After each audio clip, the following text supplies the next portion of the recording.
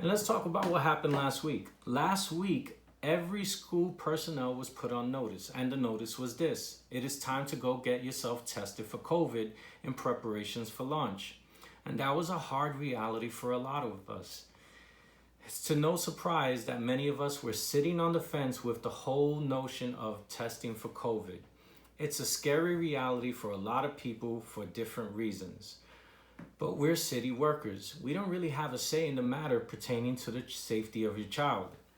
You don't want to test? Fine. Suspend it. No pay. But there seems to be a growing concern that could be a large number of parents who may not really be fully aware of what comes with the choice of blended learning.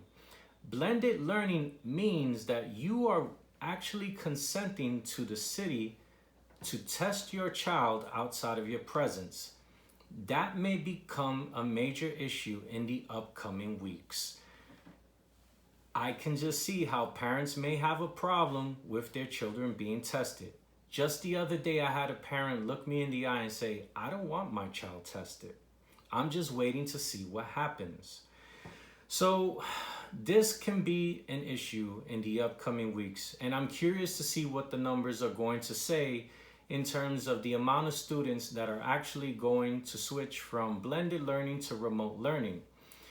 I wouldn't be surprised if parents decide that they don't want their child tested altogether, and who's not to say that a child refuses to test?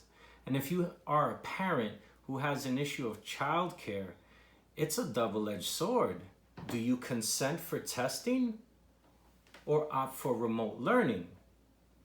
Let's wait and see what the numbers say. As the great Jay-Z said, men lie, women lie, numbers don't lie. If you think that this testing problem can become an issue now, just imagine what it's going to look like when vaccines are part of the conversation. I mean, I don't even take flu shots. I hate needles altogether. So parents, wake up.